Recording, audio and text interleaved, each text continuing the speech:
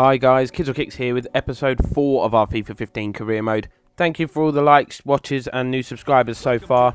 Can't believe the amount of support we've had, so really appreciate that. We start here though with a tough test, away to Tottenham, trip to White Hart Lane, always going to be a tough one. They're actually on a really good season themselves. They are above us in the league, sitting third. Just a point ahead though, a win today would see us move above them. Here are the teams. This is today's Tottenham Hotspur team. Ugo Lloris starts in goal. Jan Vertonghen plays with Federico Fazzi as the centre-backs. Eric Lamela starts with Nasser Chadli in the wide positions. In attack, Roberto Soldado starts. He's been in tremendous form recently. Here's the Southampton team for you. Toby Alderweireld starts, looking to continue his good form at the back. Dusan Tadic starts. He was man of the match last time out. Shane Long is the main striker today. Despite probably being the underdogs, we do go into the game full of confidence thanks to our decent start. Jesse Rodriguez has been one of the bright sparks for us so far this season, and he very nearly got another goal to his tally. Mazy run, got to the edge of the box but could only drag his shot wide. Second chance of the game then. This man, our informed striker, Shane Long, I think he's got 5 or 6 already. Really been on good form for us. He goes on a run. He is tackled though. Tadic picks up the ball. He's had a quiet, disappointing season. Suspicion of offside as he plays it through to Hesse. This time, using his left foot, he smashes the ball into the top corner to put us 1-0 up just inside the half-hour mark. You can't really see very well from this angle, but the left back does just play him on, and you can see here what a great finish that was. Almost instantly though, Tottenham back on the front foot. Soldado it is with the chance, a good 1-2 between him and Paulinho, and he hits a fierce left foot shot that Fraser Forster tips over the bar. Then Nathaniel Klein even kind of had a rush of blood to the head. He ran from well inside his own half all the way up the other end, was eventually stopped, and unfortunately he stayed down from that challenge. Turns out it is quite a serious injury. He has dislocated his shoulder.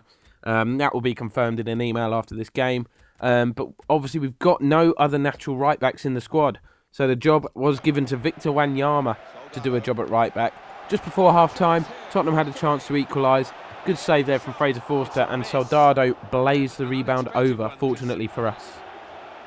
Then some trickery down the right gave us the opportunity to double our lead. Video cut inside and out after a lovely little spin, but he forced a good save from Hugo Lloris. 53 minutes in, Tottenham really coming forward now. Soldado turned provider, fed the ball through to Chadli, and he could only fire over the bar. Then just 15 minutes to go, we decided to make some changes. Pella and Munir coming on for Alvaro Video and Shane Long. Nothing more than a rest, just fresh legs as we look to keep this lead. Tottenham were putting us under increased pressure as this game went on. Chadli then chipped it through to Soldado. It's actually Jan Vertonghen with the header.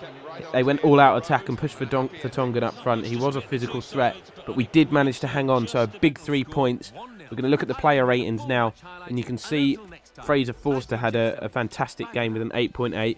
Good to see William Carvalho, the new man, putting in a solid 7.8, along with Hesse as well. Really pleased with that win.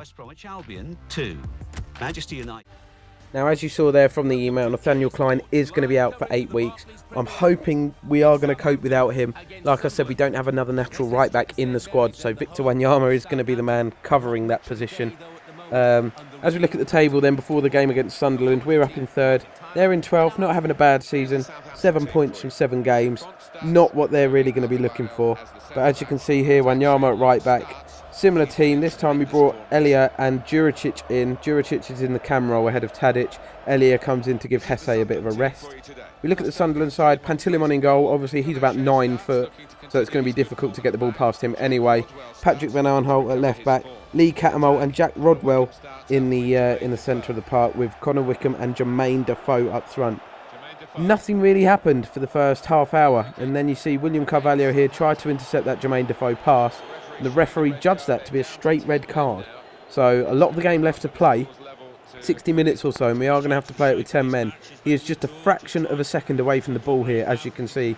It looked to me in fast motion like he actually blocked the ball, but it was a straight red card.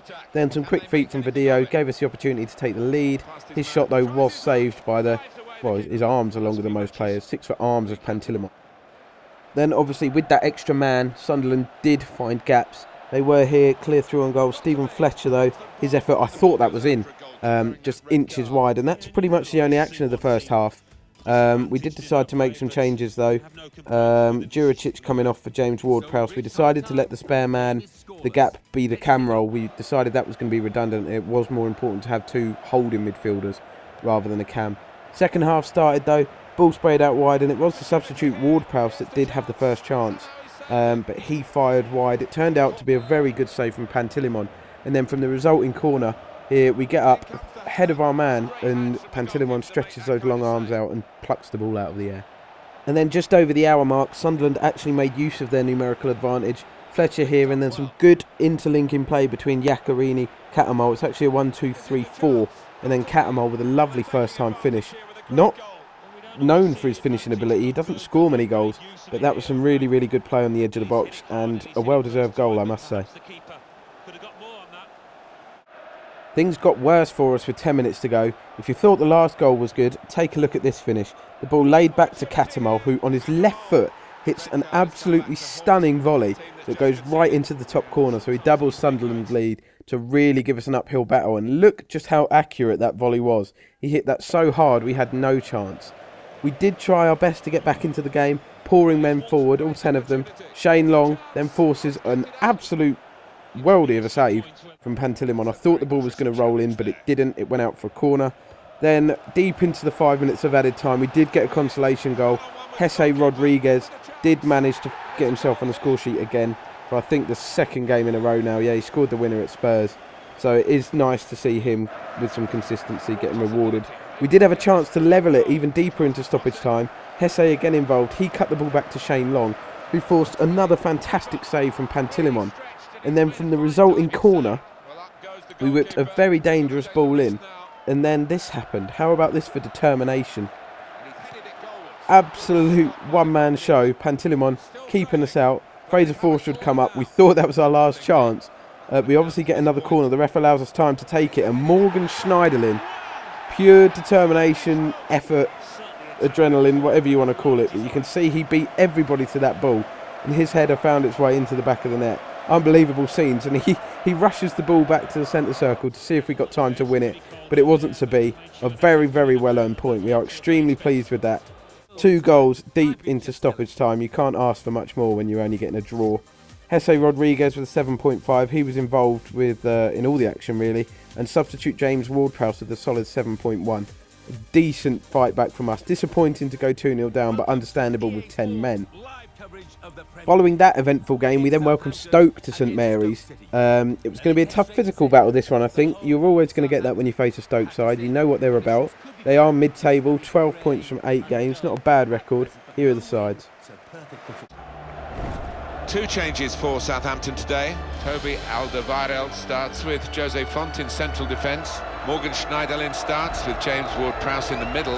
In attack, Shane Long starts. He's been in tremendous form recently. A couple of changes to the last lineup for Stoke. Mark Wilson plays with Ryan Shawcross in central defence. Glenn Whelan comes in for Steve Sidwell, who's not played well lately. In attack, Raphael starts. He was man of the match last time out. Now this was an awful, scrappy game, no real quality. First incident coming on the 45th minute, right on the stroke of half-time. And again for us, we couldn't believe this. A straight red card, second game in a row in the first half. This time for Ryan Bertrand. And when we look at the slow motion replay, yes, arguably if you're going to go by the letter of the law, that is a challenge from behind. But it's not dangerous. The player doesn't even go down. He literally walks around Bertrand, but he does get sent off. So another suspension for us to deal with. The only highlight of the half for us is that cheeky bit of skill from Vadillo down on the touchline. And that did bring the half to a close at 0-0. So we were going to have to make some changes here. Again, we decided to sacrifice Tadic for Elia. And we actually moved him to left back. So we now had Elia and Jesse Rodriguez on the left with no Cam. Second half starts. We look for a positive start. And I have no words to describe this. Jesse Rodriguez, 3rd game running. What an absolute screamer. I don't think I've seen, or I certainly haven't scored many goals better than that on FIFA. An absolutely unbelievable strike to give us the lead after just seconds. St Mary's absolutely erupted, and when we look at the slow motion replay, you can see just how far out he was, just how hard and accurate he hit that shot. Absolutely no chance for Begovic. There is a better angle of it that you can see just how far into the top corner it does go coming up. Look at this angle. Bending all the time, It's actually bending towards goal. Lucky really, otherwise it would have gone just wide. Off the underside of the bar and straight down into the side netting. Well done, young man. Now Stoke come back at us pretty much immediately. I don't think we were concentrating. I think we were all staring at Hesse with our tongue out. But Bojan, fantastic finish straight up the other end. Stoke, a really well worked goal. You know how good Bojan can be. You know he's clinical in front of goal, the former Barcelona man. If we look at the slow motion replay, you can see what a good finish this was. He just sweeps the ball first time left footed and curls the ball around Fraser Forster. So 1-1. But it didn't stay 1-1 for long. An action-packed game. This time the new winger Video involved, and if Hesse doesn't score, this man does. Shane Long, after playing the ball to Video in the first place, busts his gut to get into the box, and what a stunning finish. Absolutely fantastic header, just no chance again for Begovic. You can see he just helps on the cross, just guiding it into the far corner. We are in the lead again. So just to make sure this game kept its end-to-end status, Stoke went straight up the other end. This time a great save from Fraser Forster denied them. And then we made a double change. Alvaro Video and James Ward-Prowse coming off. Young Harrison Reed coming on and youngster Munir, just to give us fresh legs to try and help us keep this lead. Obviously it's vital to bring on the fresh legs when you are down to 10. Harrison Reed involved almost immediately with a fantastic individual run. He ran 60, 70 yards and then that finish. What a letdown at the end of that, but it didn't matter. It was the last action of the game. So another hard-fought victory with 10 men means we have won all 3 games in this episode. A fantastic run of form for us. This time you can see Alvaro Video getting the Man of the Match award despite coming off. Shane Long with a 7.8. Hesse, another solid performance.